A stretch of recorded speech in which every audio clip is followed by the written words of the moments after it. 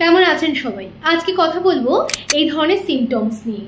এই ধরনের সিমটমস কি আপনার বাড়ির বাচ্চার গলায় বা ঘাড়ে দেখতে পেয়েছেন? তাহলে অবশ্যই সাবধান। কি বলছেন, বাচ্চাদের এগুলো হয় নাকি? হ্যাঁ হয়। ছোট থেকে বড় যে কোনো বয়সে এই ধরনের সিমটমস দেখা যায়। এটা শুধুমাত্র ঘাড়ে বা গলায় হয় তা কিন্তু নয়, এটা হাতের কনুই, হাঁটুর উপরে, ইনার থাই এরিয়াতেও কিন্তু দেখা যেতে পারে। এটাকে বলে অ্যাকান্থোসিস নিগ্রিকেন্স। হ্যাঁ, এটা কেন হয় সেটা নিয়ে একটু বলে দিই। এটা অতিরিক্ত ওজন হলে এই ধরনের সিমটমস দেখা যায়। এন্ডোক্রাইন অ্যাবনর্মালিটিস অর্থাৎ ডায়াবেটিসের মতো যদি ডিসঅর্ডার থাকে, এছাড়া সার্টেন কোনো মেডিকেশন দীর্ঘদিন চলার ফলেও এই ধরনের সিমটমস দেখা যেতে পারে। তাই এই ধরনের সিমটমস দেখতে পেলে ঘষা মাজা বা বিউটি ট্রিটমেন্ট করে কোনো লাভ নেই। এই ধরনের সিমটমস দেখতে পেলে অবশ্যই যেতে হবে ডায়েটিশিয়ানের কাছে লাইফস্টাইল মডিফিকেশন করার জন্য। এই ধরনের টিপস পেতে গেলে অবশ্যই ফলো করবেন অ্যান্ড শেয়ার করে দেবেন এই ভিডিওটা। Take care.